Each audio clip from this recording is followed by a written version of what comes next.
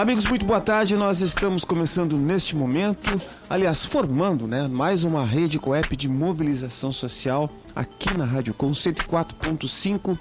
É com muita satisfação que nós retornamos o espaço aqui, o convívio de vocês, dando boa tarde de Rui Madruga, que é o meu nome, já apresentando a coordenadora do Coep, Diná Bandeira. Tudo bem, Diná? Boa tarde, Rui. Boa tarde a todos os ouvintes. Um prazerzão estar de volta nessa quinta-feira aqui. E sempre com debate, com informações aqui para a comunidade que a gente considera importante. Fiquem ligados, ligue para 3222-1571 ou acesse os nossos endereços do Face, Pedro? Já estamos conectados aqui no Facebook. Pedro das Neves. Fala aí, Pedro. Boa tarde, Pedro. Boa tarde, Rui. Boa tarde, Diná. Tudo bem, Gil?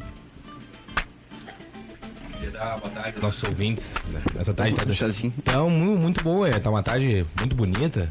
Tá um pouco nublado, mas a temperatura tá quente, tá bom para as pessoas irem pra rua, conviverem umas com as outras. Estamos aqui para apresentar, estamos aqui ao vivo na Rádio Com 104.5 FM. Lembrando que quem não puder ouvir a gente pelo rádio, pode ouvir a gente pela internet, ao vivo, a nossa programação, pelo www.radiocom.org.br. E para acessar as informações do Coep Pelotas lá pelo Facebook, facebook.com/Coep Pelotas. E depois, se tu tivesse perdido algum pedaço do nosso programa, lá no YouTube, que tem o programa disponibilizado na íntegra. Beleza. E a nossa convidada de hoje é a Carmen Lúcia Santiago Madruga, minha esposa, que vai nos dar essa força, que ela está por telefone. Boa tarde, Tuta. Boa tarde. Tudo bom? Tudo jóia. Estamos ao vivo aqui na Rádio Com. Muito obrigado pela tua participação. É um prazer. Falando em dia bom, tá bonito no Laranjal aí? Maravilhoso. Que maravilha. Boa tarde, Carmen Lúcia. Oi, Diná. Um prazerzão estar contigo aqui. Igual, querida. Na rádio, nesse momento. Nosso tema tem tudo a ver contigo, com a tua vida, né? Com certeza. Educação infantil, educação das crianças. E aí vamos começar a conversar sobre o tema. Vamos então um pouquinho contar a tua trajetória, Tuta? Como é que começou essa questão de trabalhar com educação, mais especificamente com a tua área aí? Eu trabalho há 32 anos com educação física, há mais de 15 anos especificamente com a educação infantil, onde eu me apaixonei pelo trabalho com as crianças, porque a energia das crianças é algo inacreditável, que nos dá muita força no dia a dia. Já trabalhei com todas as idades, com treinamento esportivo, de voleibol, já trabalhei com magistério, já trabalhei de quinta a ensino médio, escola pública, aqui no Laranjal, onde terminei a minha carreira. Muito gratificante trabalhar numa escola estadual, onde os alunos respondem muito bem ao trabalho. E há 32 anos trabalho numa escola particular no Colégio São José, onde fiz toda a minha formação escolar e depois me formei e comecei a trabalhar lá. Tuta, nessa tua trajetória, o que tu nota em termos de mudança de comportamental, principalmente das crianças? Bom, vem mudando tudo, o mundo vem mudando, Então as crianças, consequentemente, também estão muito mudadas. Acho assim que está cada vez mais difícil trabalhar a parte motora com as crianças, no sentido de incentivá-los à prática motora, visto que a internet, o computador tem tomado muito de nossas ações. As crianças estão mais paradas assim com relação à parte motora, mas muito antenadas, inteligentes, conectadas com o mundo, e às vezes até estão um pouco à nossa frente. Então fica difícil da gente motivá-las para a prática motora, porque hoje em dia os pais têm pouco tempo de sair, de brincar em praças e ao ar livre pela correria do mundo, que a gente tem que acompanhar essas mudanças. E fica difícil, E também, assim, os pais têm pouco tempo para educar, Hoje em dia os pais têm passado a educação para a escola, A professora que eduque, mas não é, os pais educam e os professores ensinam, E então tá difícil, mas a gente corre atrás, da tecnologia, buscando maneiras de motivá-los E acho que um pouco a gente consegue, mas a gente conseguiria muito mais com a ajuda da família, né? E sei que hoje em dia é difícil para os pais, né? Mas acho que os pais estão prestando atenção nisso, a escola tem prestado muita atenção, promovido palestras e coisas para a gente começar a se antenar, né, quanto a isso. O Tuta, tu sabe que nós resolvemos fazer esse debate hoje aqui nesse momento na rádio, porque nós temos um programa, né, que tu conhece, que com certeza o Rui divide contigo em casa, né, que é o programa Embrapa Escola, que a gente recebe crianças de vários anos, né, mais séries, né, de várias etapas, né, do ensino, e a gente se apavora, assim, com algumas coisas, com a falta de limites, que tu pede para pararem de falar e eles continuam falando, a gente pede para fazer uma roda, e tem alguns que realmente não interagem de forma alguma, e até nos preocupa isso, porque tem várias turmas, assim, que a gente já recebeu e que tem 2 ou 3 alunos que não se integram, eles ficam fora assistindo de longe, os colegas estarem interagindo e participando das atividades que a gente organiza para eles. Então, por isso que nós trouxemos essa preocupação, e véspera do Dia das Crianças, né? Que virou um dia de consumismo, né? Dia das Crianças é o dia de comprar alguma coisa para a criança, e aí isso, para nós, assim, atrapalha mais esse processo de educação. Tu não considera assim? O momento do comércio, além de a gente estar com todas essas preocupações decorrentes da sociedade, né, atual, né, novas tecnologias, N ideias e pautas aí que está na cabecinha desses jovens, e as oportunidades que eles tiveram que nós não tivemos, né, que eles realmente se beneficiam de certa forma, mas ao mesmo tempo se deixa de lado tantas outras questões, principalmente nesse processo da educação. Fica jogando, como tu diz, uns jogando para os outros, né? Os pais jogam para os professores jogam para a família. Eu acho assim, falta também um pouco de comprometimento, né? Tanto da família como dos profissionais que são competentes para trabalharem nessas áreas. A gente nota assim, que com a correria do dia a dia, as pessoas têm deixado um pouco de lado, né? E existe muita gente interessada, né? E que tem essa preocupação de ir um pouco mais além do que simplesmente ir lá dar sua aula, né? Mas infelizmente ainda são poucos. Mas assim, eu tive experiência de trabalhar em escola pública e de viver com esses problemas da desmotivação, né? Mas às vezes cabe um pouco do professor, né? Do professor ser motivado e passar para as crianças a importância da atividade física, que hoje está tão em alta, né? Que graças a Deus os médicos, as pessoas vêm falando muito sobre isso. A gente vai num médico, a primeira coisa que o médico diz é que a gente tem que fazer uma atividade física. Então, eu acho que desde pequenininho a gente tem que colocar, né, para eles isso, a importância da alimentação saudável e da atividade física na vida da gente. Então, eu acho que falta também um pouco de comprometimento das pessoas que trabalham com essas crianças, né? E também dos governos, né? Hoje em dia, por exemplo, quantas aulas semanais de educação física tem no estado ou no município? Assim, de quinta série, porque no estado não tem a educação física com professor especializado até a quinta série, são os professores de aula mesmo que dão, né? E depois da quinta série até a oitava eles têm 2 aulas por semana, e no ensino médio eles têm 1 aula por semana. É um absurdo isso. É muito pouco, né? É recreativo, né? Não é... E a gente não está ajudando eles a criar essa consciência da importância da atividade física na vida da gente, né? Tuta, eu queria colocar também uma outra coisa. Bom, a gente se conheceu num ônibus, né? Se conheceu antes, mas no ônibus a gente começou a namorar. Eu jogava pela seleção da cidade e ela também. E nessa época a gente vivia intensamente a questão do esporte, né? Um esporte de competição, né? E que era muito importante pra gente, pela vivência que a gente tinha, até para lidar com as perdas, né? O que tu acha dessa mudança de comportamento hoje, da questão do recreativo, da não inclusão, da competição, De que maneira tu observa isso? Tem algumas linhas, né, que são contra a competição, né? Então, acho que hoje, atualmente, hoje mesmo, estão querendo mudar isso, né?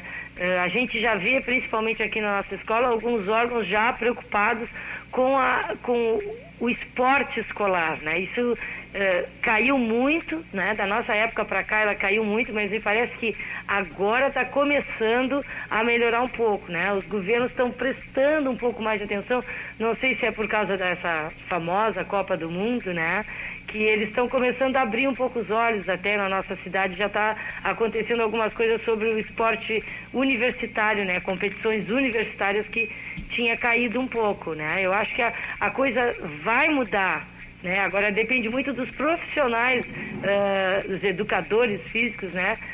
A se agarrarem nisso e conseguirem levar adiante, porque me parece assim que o governo está criando uma visão nova quanto a isso. Acho que a gente não pode ser muito negativista, né? E quanto à competição, ela é extremamente saudável, né? Porque a gente vai fazer com que a criança entenda a importância do ganhar e a importância do perder também, né? Porque a gente na vida perde muito mais do que ganha. E isso aí é importantíssimo. A criança que convive com essa competição, né, do perder e do ganhar, quando na vida ele tiver que perder alguma coisa, ele vai conseguir lidar melhor com as situações de perda, né? E também com as situações que a gente ganha, né?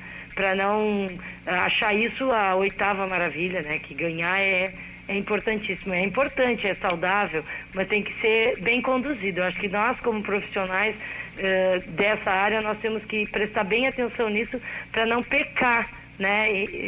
Com relação às crianças, a personalidade delas. Eu acredito tudo aqui nessa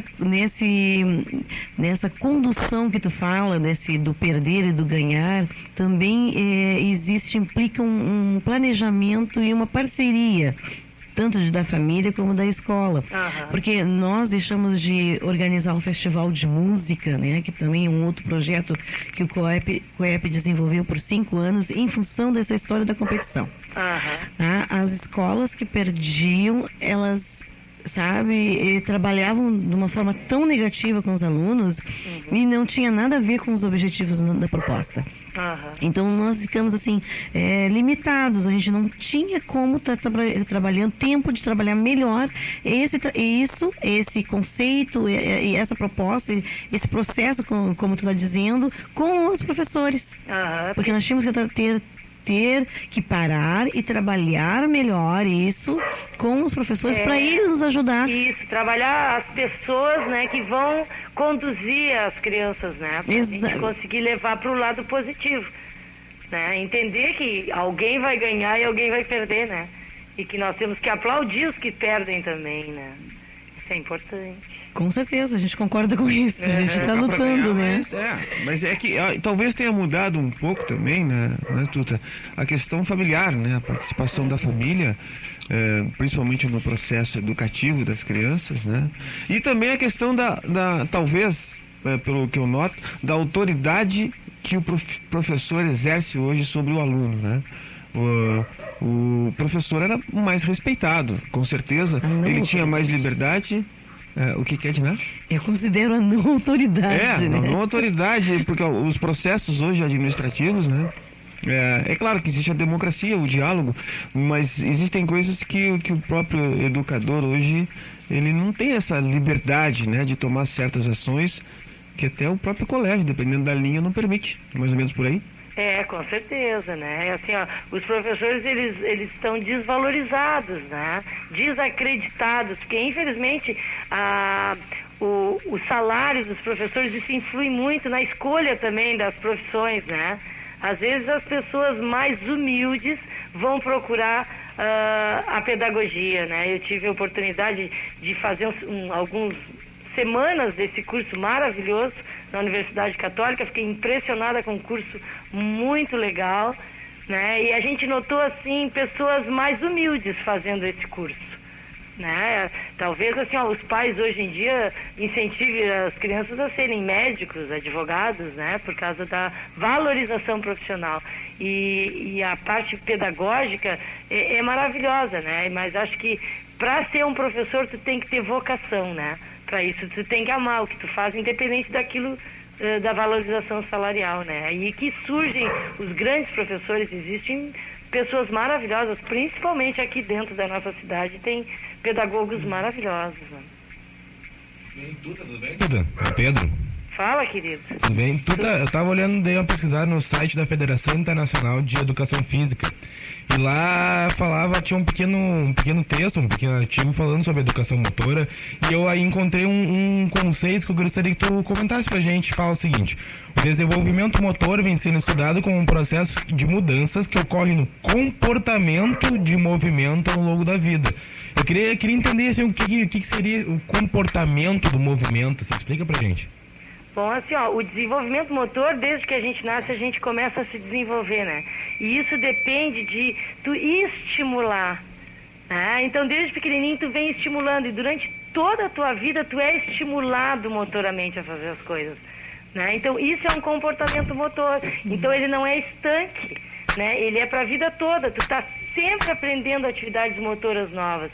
Inclusive, assim, quando a gente começa a ficar mais velho, a gente tem que começar a desenvolver outras habilidades motoras, porque a gente está sempre aprendendo, né? Então, o comportamento motor, ele é para toda a vida. Né? Então, tu vai desenvolvendo o teu comportamento motor de acordo com aquilo que tu faz, que tu exige do teu cérebro. Né? Então, isso aí não é estanque, é para a vida toda.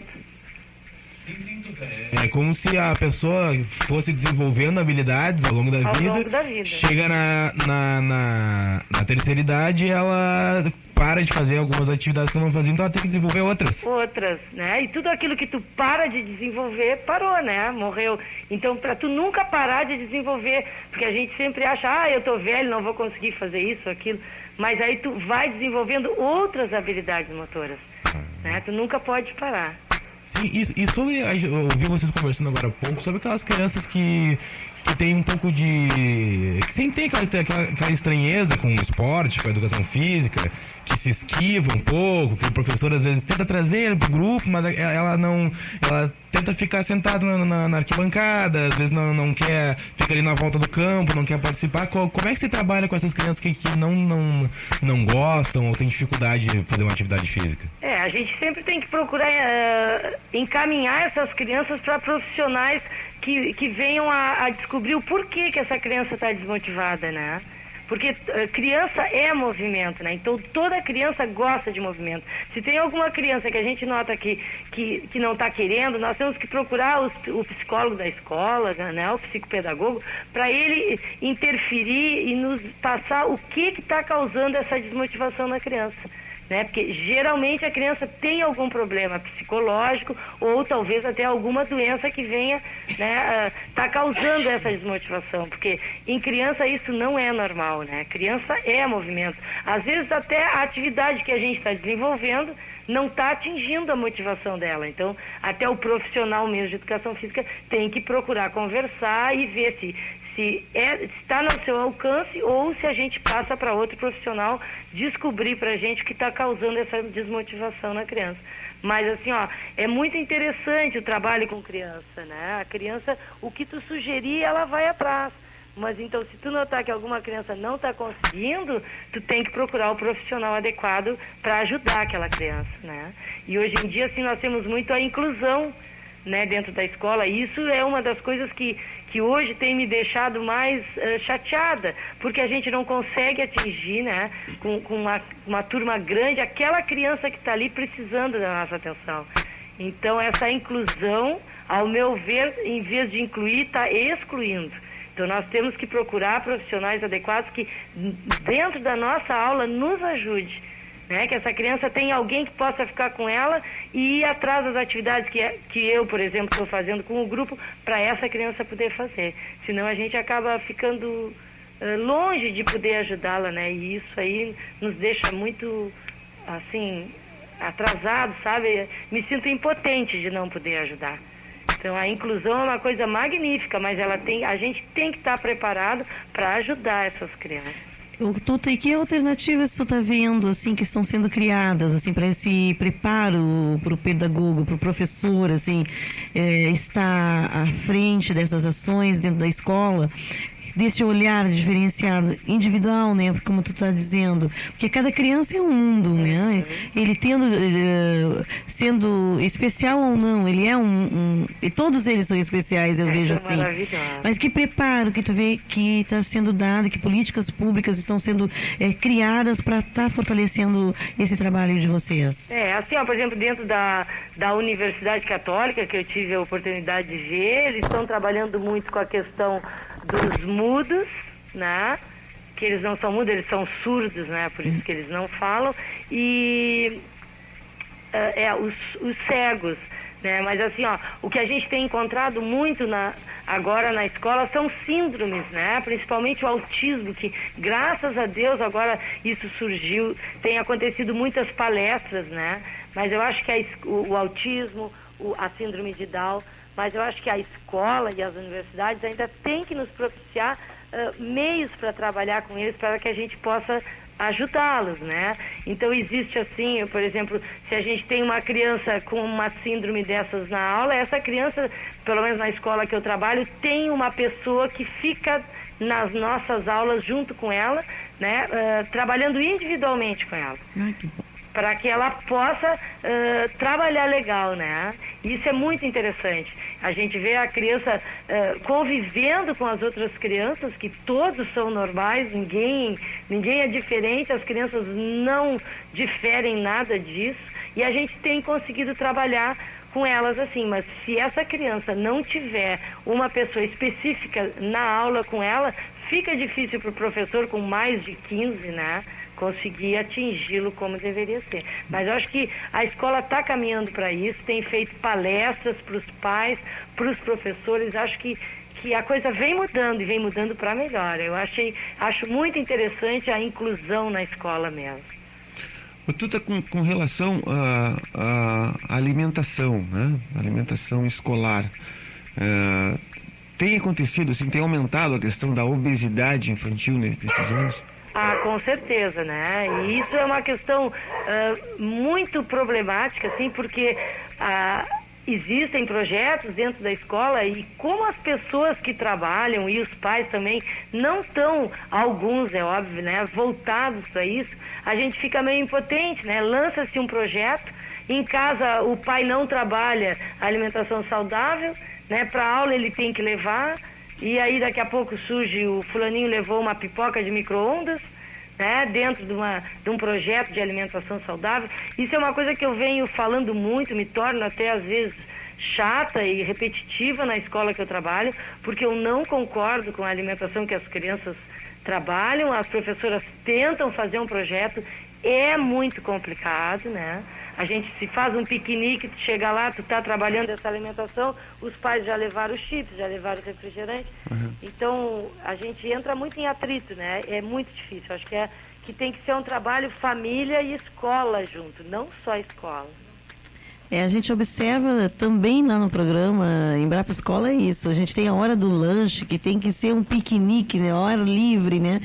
E uma festa, né? E uma festa também alimentar, e a gente vê aquelas Coca-Colas, né? Os refrigerantes e as coisas, aqueles pacotinhos de coisas assim que a gente nem sabe, né? A gente procura assim fazer muito pequenininho, óbvio, né?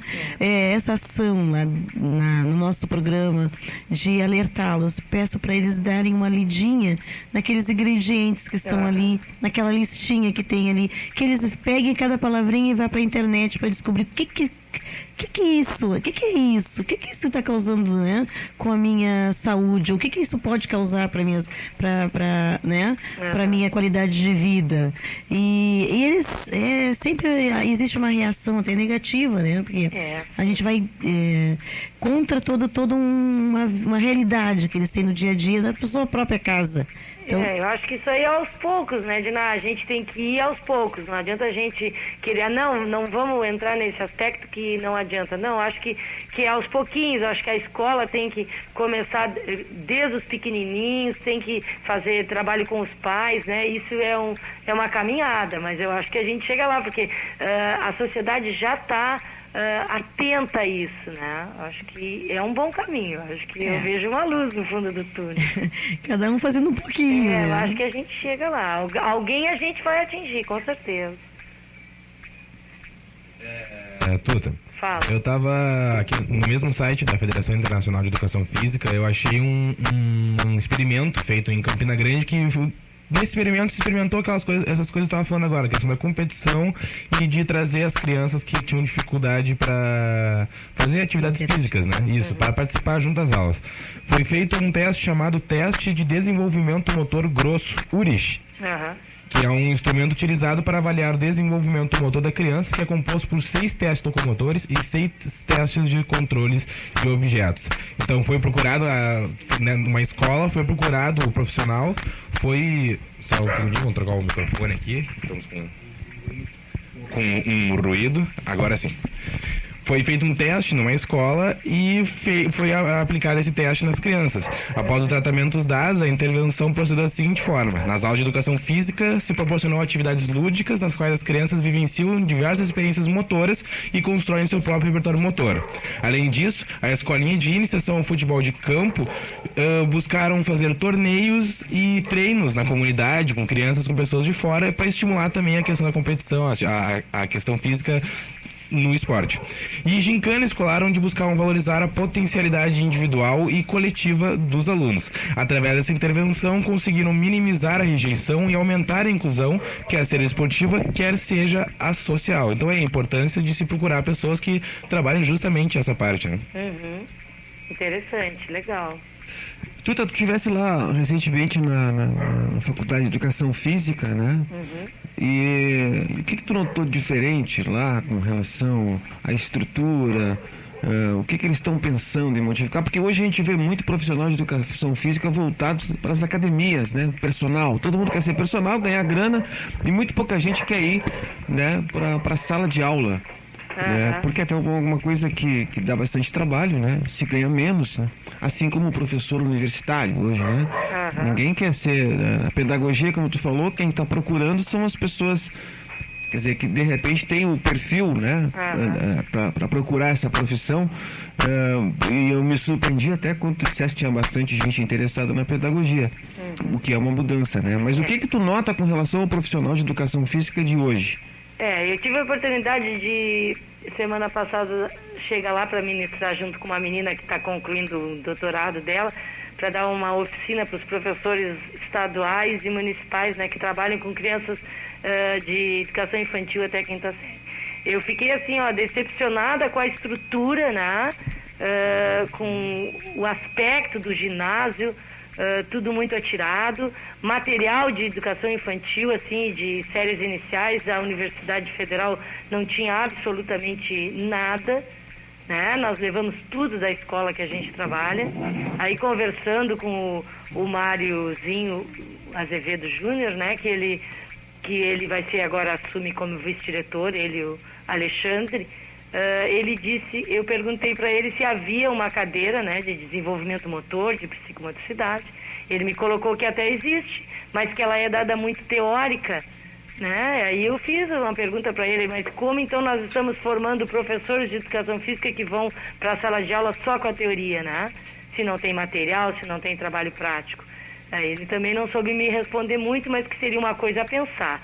E quanto à diferença entre o bacharelado e a licenciatura, ele disse que o pessoal da licenciatura não quer ouvir falar em criança, né, em sala de aula.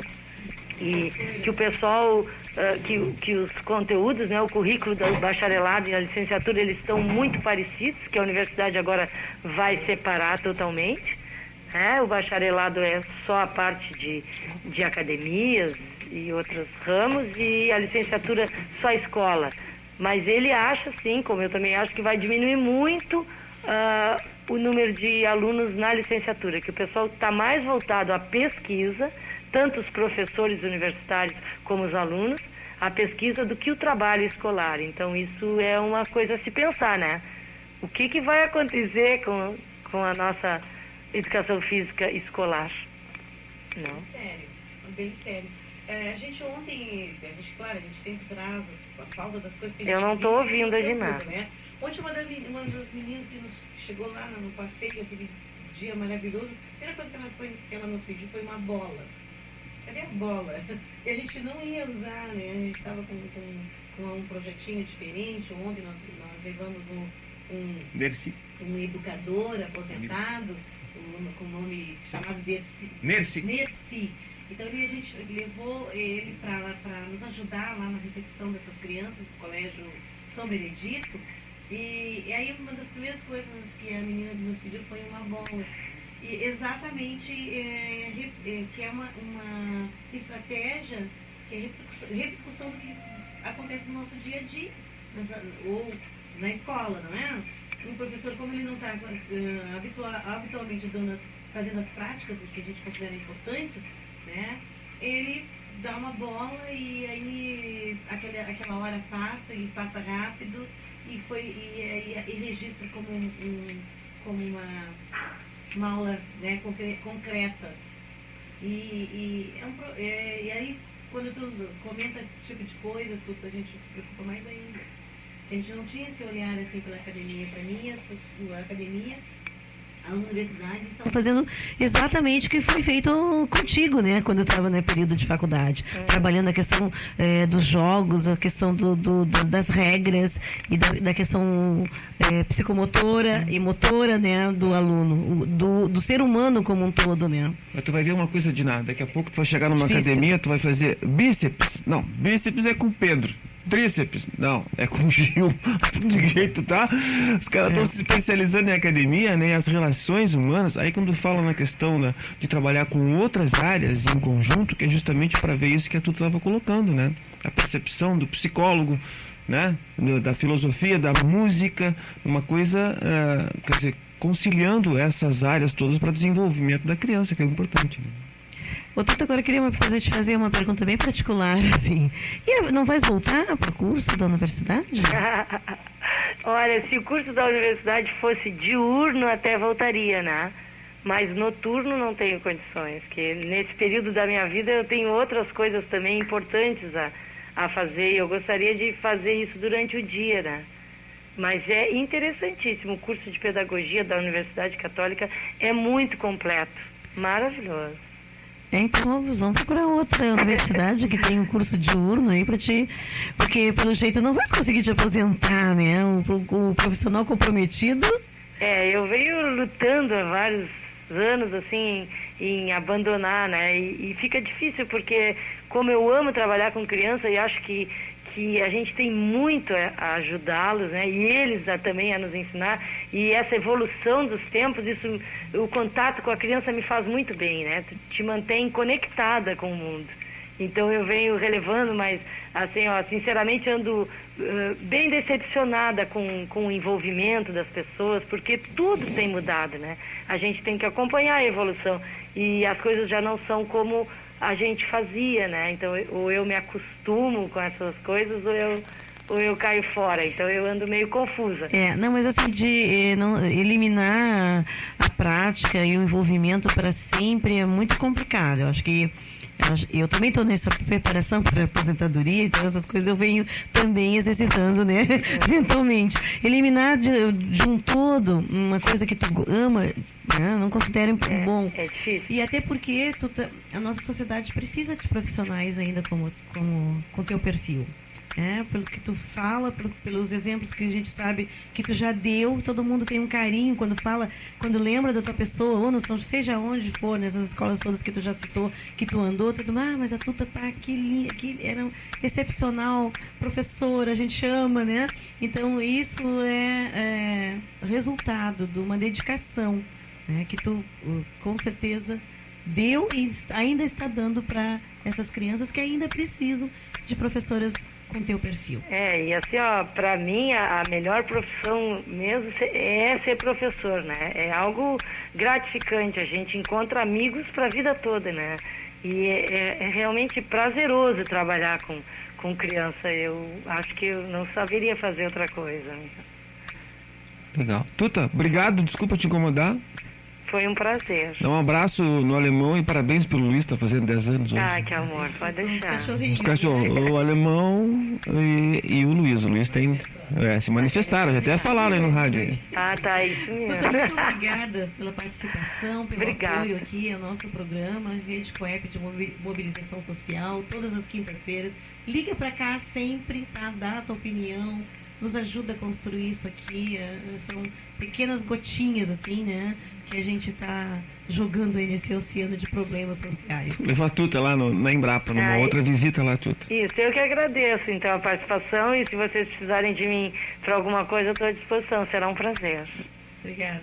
Tá bom. Valeu. Valeu. Bom, então nós vamos ao nosso intervalo cultural, já está presente aí o Gilberto Stanieski com a sua participação. Essa é a Rede Coep de Mobilização na Rádio Com 104.5.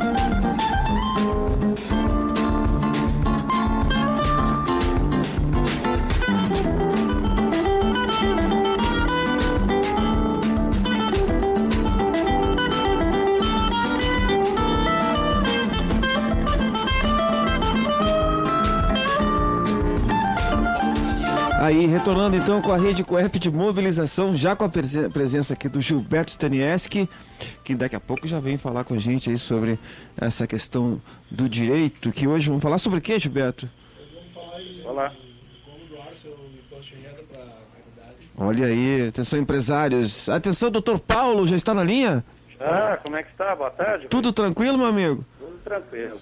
Daqui a pouco, então, vai ficar sabendo aí como é que tu pode pegar tua grana do imposto de renda aí e passar para alguma instituição de caridade, alguma coisa assim, um apoio cultural, um apoio esportivo. É isso? Foi interessante. Beleza. Então tá, o Dr. Paulo Fonseca, para quem não sabe ainda, mas muita gente já acompanha suas dicas, né, sobre saúde oral. Ele que faz parte do Conselho Regional de Odontologia. A gente sempre fica muito agradecido pela contribuição e pela participação desses amigos, né, que vão se agregando ao nosso trabalho aqui.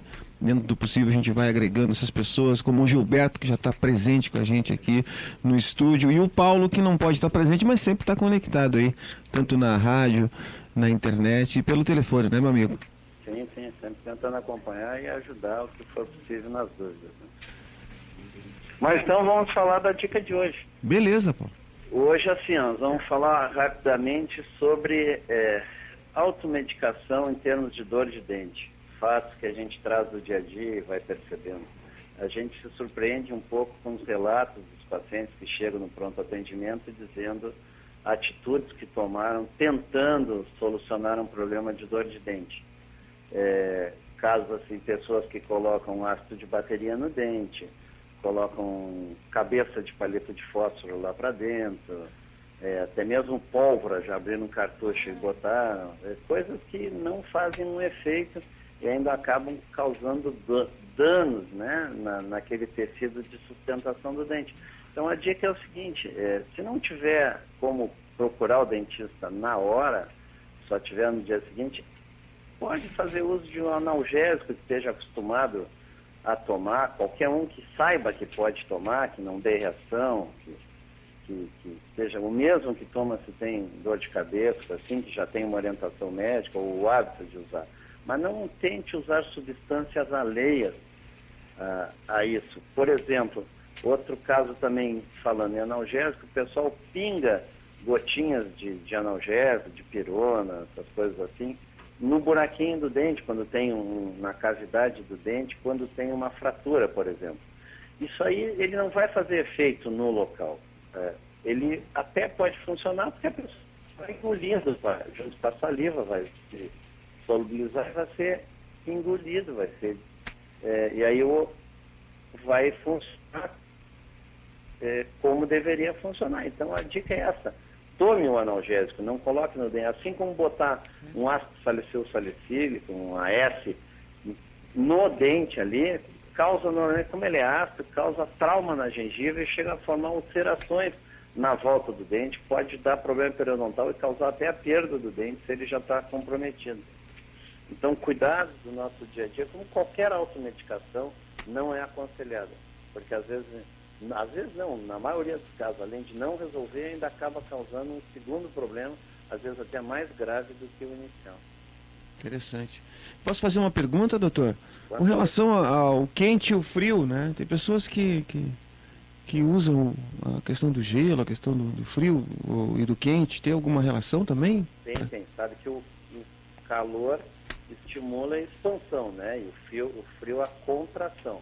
Então, muitas vezes, quando o dente está com uma inflamação, ele tende a tentar sair por algum lugar.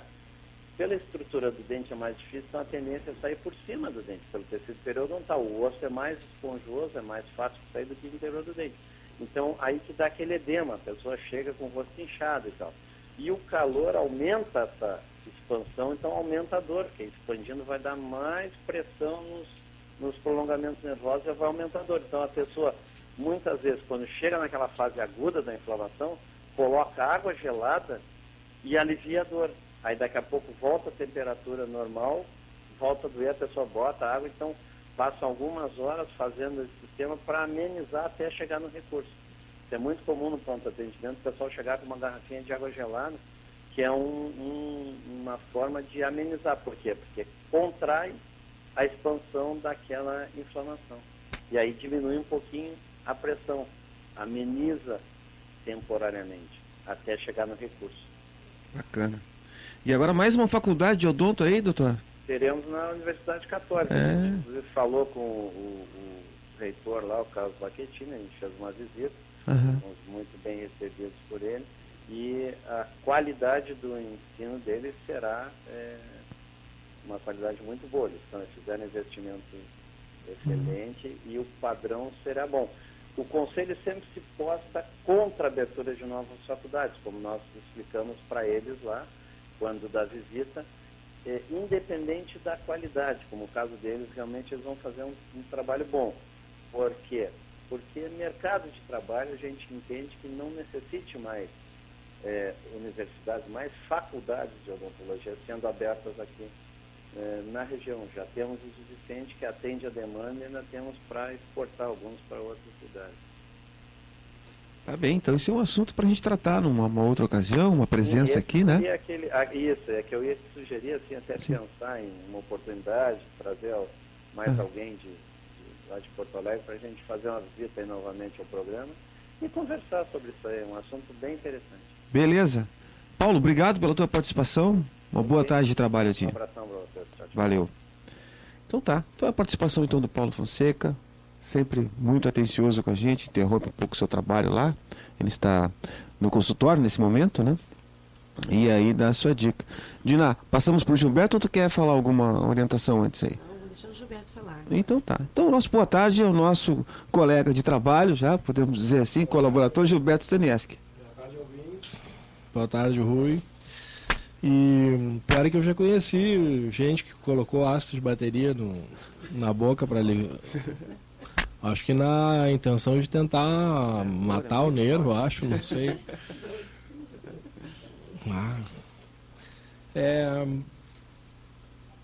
Em 2013 teve várias novidades e mudanças na entrega do imposto de renda, né? E uma delas foi que ficou mais fácil doar e disponibilizar a contribuição do imposto de renda para instituições de caridade, né?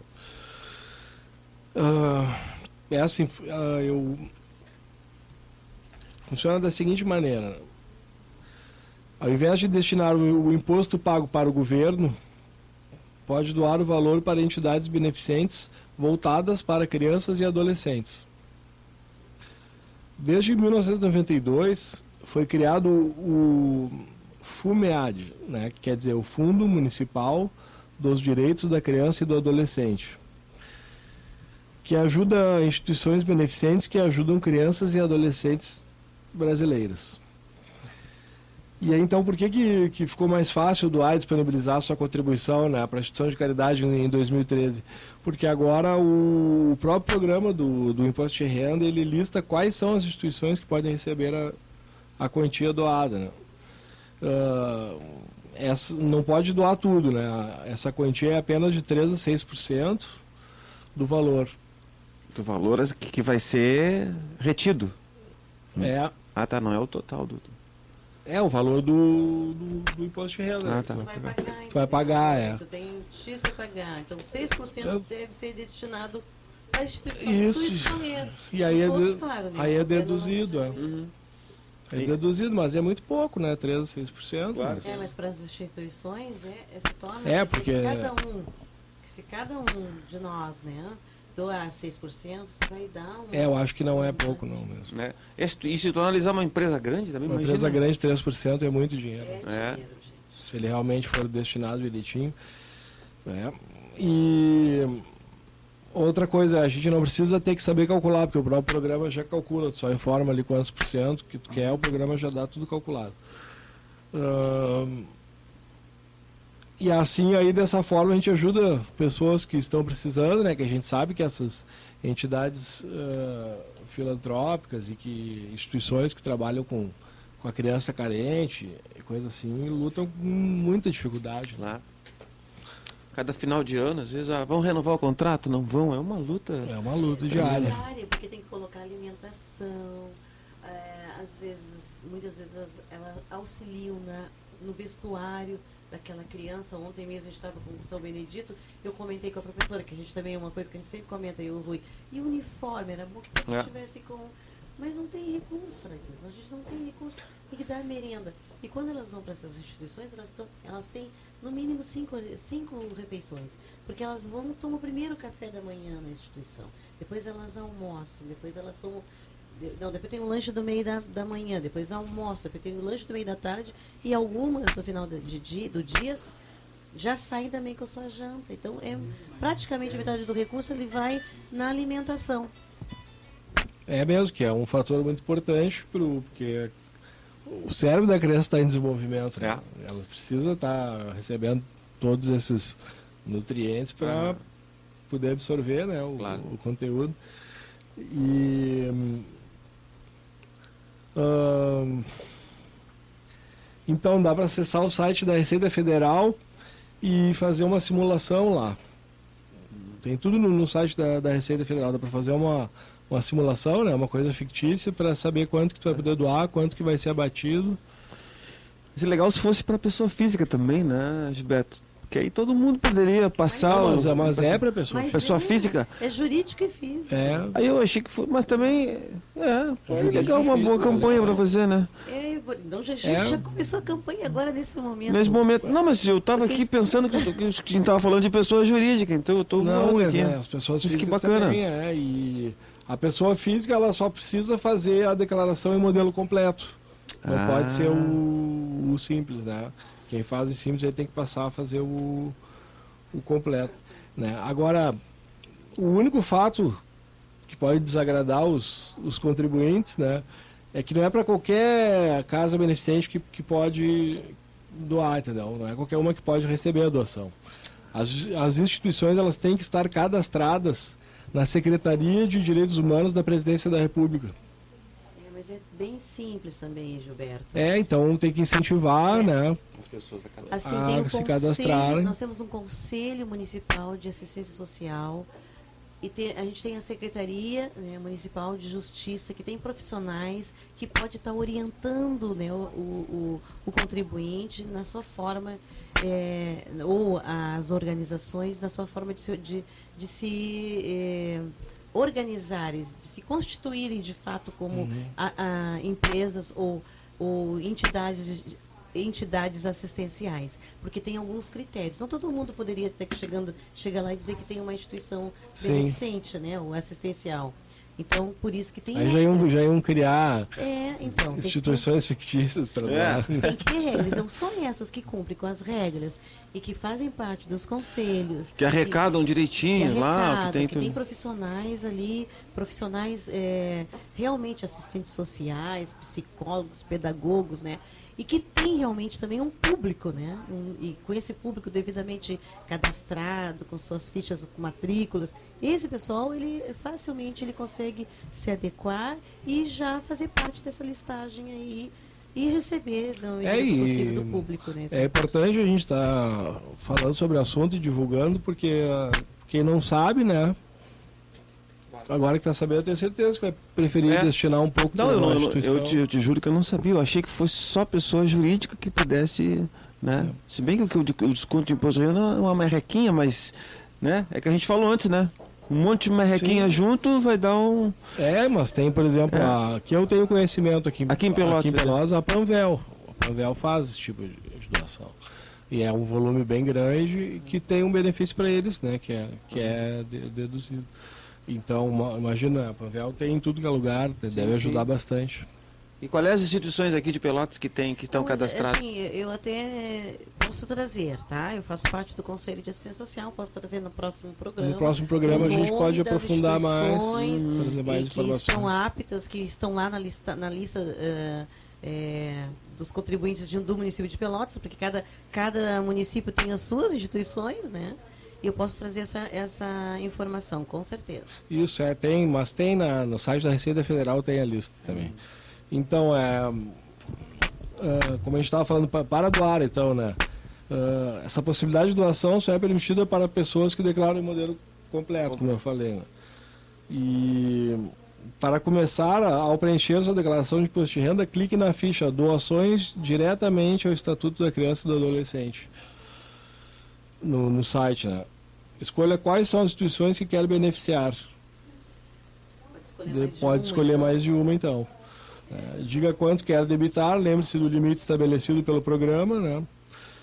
E aí é gerado uma DARF, um documento de arrecadação de Receita Federal, um boleto bancário, né? Gerado automaticamente, que a gente paga em qualquer banco e pronto. Né? E lembrando que o pagamento tem que ser feito em dinheiro pela própria pessoa que está fazendo a doação.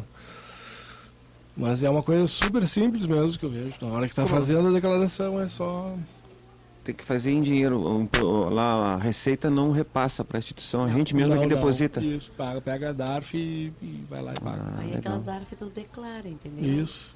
Aí já bate do dinheiro que tu ia pagando para o governo, retornando, né, para o governo. É simples aí, pessoal. É importante que a gente fique ligados. Estamos já no período de final de ano, hora de a gente rever e ver o que a gente vai ter que estar pagando para o governo em 2014, né? E vamos contribuir, porque as nossas instituições precisam do nosso apoio. É um dinheiro que naturalmente ia embora, né? Então ele já vai com um destino mais ou menos certo aí, mais ou menos não, certo, né? Porque funciona aí. E uma boa dica para os nossos ouvintes. Beleza.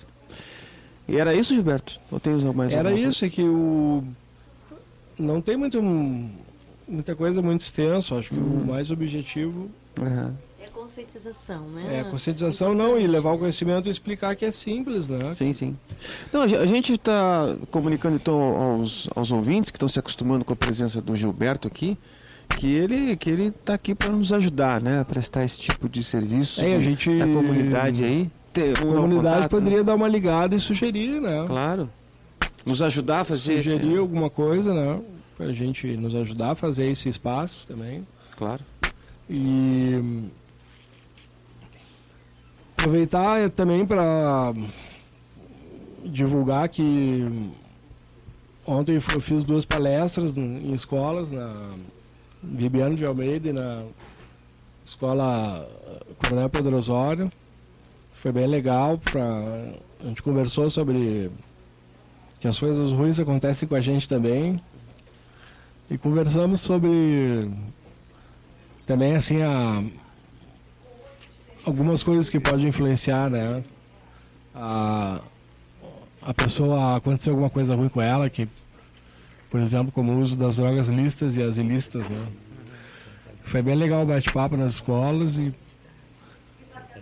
eu faço esse tipo de trabalho de cada escola que eu vou, surgem outras escolas, né? Porque os professores dão aula em mais de um lugar. Então foi muito bacana. É muito legal esse teu trabalho, né? Aliás, nós nos conhecemos, né? Lá na Embrapa, lá numa Cipate lá, né? Sobre o trânsito. É muito interessante. É importante, Gilberto, que tu nos ajude nesse trabalho, nessa conscientização aí do pessoal. É importante a tua presença aqui. Nós temos uma participação, portanto? Temos uma amiga do Grupo Educação, a nossa conselheira tutelar, Josiane. Tudo bem, Josi? Tudo bem. Boa tarde. Boa tarde. Já que tu não vem no rádio, o rádio te achou, né? Ô, Josi, é o seguinte, nós estamos aqui hoje com um tema sobre educação, né? E hoje no nosso Diário Popular nós temos uma matéria sobre abuso sexual com crianças. Sim. E aí eu me lembrei de te pedir assim para dar uma contribuição aqui para os nossos ouvintes. Como é que está esse tema no município de Pelotas? O Conselho Tutelar recebe muitas queixas, muitas denúncias de abuso sexual. Isso é uma preocupação para o município de Pelotas? É uma preocupação, e é uma preocupação crescente, porque para mim, como conselheira, uma novidade é que o abuso sexual ele acontece intrafamiliar, né? Eu me lembro muito de falarem quando eu era, por exemplo, que tu podia andar na rua de noite ou andar sozinha numa rua deserta, que era perigoso o abuso sexual, né? E na verdade aqui no Conselho, o que a gente percebe, as denúncias que a gente recebe são sempre intrafamiliares. Dá para dizer que é mais de 90% dos casos. Ou é o pai, o avô, o irmão mais velho, um tio. Na verdade, o padrasto, que é uma das pessoas que entra nova na família, que as pessoas dizem, pode ser, raramente o padrasto é um abusador, porque ele já vem de fora, ele já sabe que não fazia parte do começo da vida daquela criança, então é mais raro. Na verdade, o abuso acontece intrafamiliar. Então, a gente esse tema tem sido assim uma sequência. Eu já também essa semana eu também já tinha presenciado umas entrevistas na televisão também de homens de 50 e poucos anos com meninas de 11, assim, umas situações bem estranhas, né, para nossa realidade. E Josi, quando chega a denúncia aí no Conselho Tutelar, qual é a medida? O primeiro passo é ouvir a criança ou adolescente para saber se ele relata alguma coisa. Na verdade, criança, que é de 0 a 11 anos, a gente ouve, mas entre a dúvida e a confirmação dos maus tratos que o abuso está incluído, a gente, na maioria das vezes, afasta o agressor para que os psicólogos, que aqui em Pelotas nós temos o NACA, que é o Núcleo de Atenção à Criança e Adolescente, façam um diagnóstico vendo se existiu ou não existiu o abuso. Porque, por exemplo, a delegacia e alguns outros órgãos se apegam muito na questão do estupro, que hoje tudo é lei de estupro, mas o abuso pode não chegar ao envolvimento carnal, mas assim, a situação de que passa a mão, de que são as outras violências, coloca em situação vexatória. São as outras violências, não é, Josi? Que legalmente tudo é estupro, mas aqui no Conselho a gente precisa ouvir a criança o que acontecia, né? Tá, assim, aí tu constata, então, que houve então a violência, essa criança é retirada do lar, qual é depois, assim, o encaminhamento? Depende da situação. Por exemplo, se a mãe é pega de surpresa, muitas vezes não aceita a situação, e aí a gente pede que o agressor, se ele mora junto, que ele saia. Se a mãe, por exemplo, acredita que não é, a gente retira a criança. Então entrega para um familiar ou, em última instância, para o abrigo. É que o acolhimento institucional é a última medida.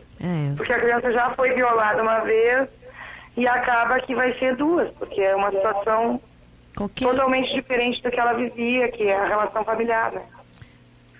qualquer encaminhamento ele acaba afetando o psicológico, com certeza, né? Para sempre, né, Josiane, para as crianças, sim, porque é um dano perfeito, então. Não sei se meus colegas têm. E o abuso não tratado, ele é um dano irreversível. Quanto antes for descoberto, diagnosticado e conseguir algum tratamento, principalmente psicológico, alivia para a vida adulta ele tentar construir uma personalidade melhor adulta, né? Josiane, é Rui, tudo bom? Tudo bem. Josiane, aqui em Pelotas, como é que está a estrutura para acolher esse tipo de caso, hein? Na verdade, nós só temos o NACA, que é o Núcleo de Atenção à Criança e Adolescente, que todos os órgãos envolvidos encaminham para ele. Delegacia, promotoria e nós. Detectado, porque o NACA tem que ter boletim de ocorrência, né? Então, assim, detectado a situação, ou quando o Conselho Tutelar suspeita, a gente encaminha para eles, e lá eles têm um grupo, ouvem o responsável, e depois a criança em grupo. Todo o atendimento psicoterapêutico é em grupo. Legal. E é uma dica, né, que a gente poderia dar aos pais que possam estar nos escutando, geralmente, é observar, não é, Josiane? Observar o comportamento, né? Que tipo de comportamento, existe uma estatística, que tipo de comportamento, por exemplo, já prevê essa situação? Um deles é ouvir as crianças. Quando a criança fala, é porque está acontecendo. Porque às vezes a mãe diz, deu um beijo na boca, o vô me deu um beijo na boca. Ai, capaz. Se a criança está dizendo, raramente ela inventa uma situação dessa, que ela vai criar uma situação de abuso. Pode acontecer, mas é muito raro. E assim, um outro local onde a gente pode perceber muitos sintomas é a escola. Eu digo isso porque antes de ser conselheira eu sou professora e eu não tinha noção antes de entrar no conselho de algumas coisas, assim. Por exemplo, tem uma criança que na aula não senta nunca. A última coisa que eu como professora ia pensar é que era abuso. E aqui no conselho eu detectei várias situações que a criança não sentava porque ela não conseguia, ela foi abusada. Dormir na sala de aula, ela chega e dorme, tu não entende que ela dorme. Porque ela passou a noite inteira apavorada porque alguém ia mexer nela. Então, assim, são algumas situações que a mãe às vezes percebe, mas não acredita. Sim. Então Isso aí também depois que as outras crianças também devem discriminar, com certeza, uma criança que elas saibam, né, que por acaso sofreu algum tipo de moléstia nisso. Se espalha, assim, é complicado. Até no professorado, assim. Porque as pessoas falam, aquela ali foi abusada. Sabe aquele estigma, assim, bullying? Ok, então, Josi, muito obrigada. Tá? Também eu que agradeço a oportunidade. Gostaríamos muito que tu te organizasse e viesse aqui, porque essas informações e esse espaço aqui do COEP, tu sabe bem que é exatamente para estar alertando a nossa comunidade. E nós trouxemos essas pautas, hoje a gente falou sobre a questão da educação, estamos falando agora sobre o Gilberto aqui, o entrevistado, nosso convidado também está falando sobre as formas que a gente pode estar contribuindo e ajudando as instituições que nós temos aqui no nosso município, com o nosso destino do imposto de renda, né? Tudo isso em função do Dia das Crianças. A gente tem que pensar esse dia não só como um dia de consumo, né? De que brinquedo eu vou dar para o meu filho? Não, mas que atenção, que olhar eu vou estar dando para o meu filho? Que brinquedo eu vou construir junto com o meu filho? Então, é por isso que a gente está trazendo esse tema hoje aqui para a Rede COEP de Mobilização e te convidando e já agradecendo aqui a tua participação. E assim, colocando o Conselho Tutelar à disposição, não como um órgão de repressão, como ele ainda é visto, mas como um parceiro na educação. Que a gente possa estar explicando e mostrando para as famílias que o Conselho existe para auxiliar naquilo que eles ainda não conseguem, não para punir, até porque não é um órgão de punição. E como prevenção, a gente trabalha com as escolas, em conversa com professores, alunos e pais. E queria agradecer. Muito bem, querida, muito bem. Um abração, tá? Tchau. Tchau. Legal, então, bastante diversificado o nosso programa essa semana, teve bastante contratempos, né? Mas aí as energias positivas conspiraram aqui para que a gente pudesse fazer um programa bem diversificado, bem bacana, né? E eu acho que para encerrar o nosso programa, né, Dina, a gente podia relembrar a questão do Prêmio Betinho, né? Nós temos aí os candidatos ao Prêmio Betinho, que é um prêmio que a Dina já vai explicar como é que funciona, por que surgiu, quem são as pessoas, né? Tudo isso que já está aí aberto as votações, a gente gostaria de convocar as pessoas para participarem. Quem não votou, vote agora, vote nesse momento, entre no site Coep Brasil /Prêmio Betinho e localize, né? Localize ali no site, tem um link votar, né? Abre uma janela com as fotos e o currículo dos candidatos do Brasil todo.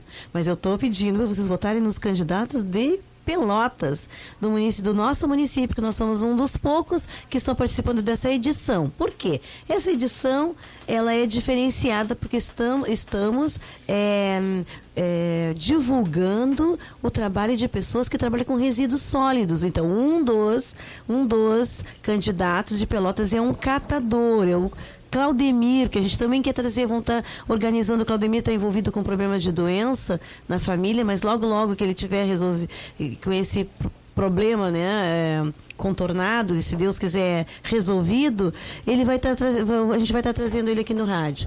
Então ele é um rapaz que desde 6 anos de idade ele coleta lixos nas ruas do município de Pelotas. É um dos nossos indicados, Prêmio Betinho 2013. A outra pessoa é a dona Elaine, que é presidente da Coafra, que é uma cooperativa de catadores e recicladores de resíduos ali do bairro Fragata. E a Ana Maria, uma professora aposentada da Universidade Federal de Pelotas, que foi uma das primeiras mobilizadoras de catadores, né, criando, ajudando-os a se organizar enquanto cooperativas. Então são pessoas muito especiais para mim e para todos os facilitadores e todas as organizações que fazem parte do COEP, e deve ser também para você. Ajude o COEP Pelotas, ajude a essas histórias, né, terem uma repercussão nacional, porque o projeto, o Prêmio Betinho, é uma ação do COEP nacional. Então,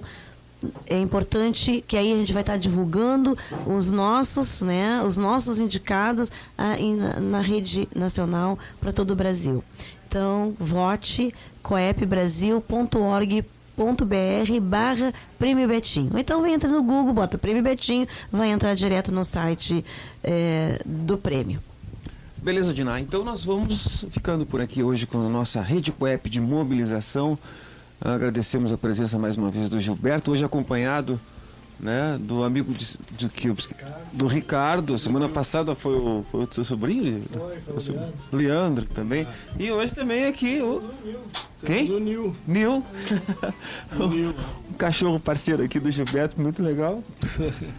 Que é muito bom, né? Ter um animalzinho por perto é uma maravilha. Gilberto, brigadão pela tua participação. Olha, eu que agradeço muito ter esse espaço aqui com vocês, pra gente poder... Eu venho aqui e eu aprendo também, né? Então, pra mim é ótimo. Eu agradeço muito estar com vocês e eu agradeço aos ouvintes por estarem ligados. Isso aí. Quem quiser sugestões, né, de pautas para o nosso programa, para o Gilberto também, sobre as questões aí dos direitos, né? Em geral, né? Isso. Pode abrir. Claro, o pessoal pode... Se a gente não souber, a gente vai a garimpo e traz a resposta. Né? Dina, tudo bem? Então, ficamos aí. Fique com Deus, né? Um grande abraço a todos. Aproveitem aí essa quinta, esse 12 de outubro, né? Não é Dia das Crianças para mim é no dia de Nossa Senhora Aparecida. O Dia da Criança é todo dia, teria que ser, né? Ainda mais com todos esses problemas que a gente vê aí, né? Ainda bem que tem gente que está tentando fazer a sua parte, aliás, fazendo a sua parte, né? Que é o que nós também deveremos fazer, né? E a gente sempre fala, né, Dina? Às vezes é um gesto muito simples, né? Não precisa fazer grandes coisas, a gente pode fazer pequenas coisas que pode contribuir. Para nós não é nada, mas para a pessoa que vai receber, certamente, com às certeza. Vezes é bastante importante. A gente volta na semana que vem com o COEP, nós vamos para o intervalo, na sequência temos aí o Momento do Choro.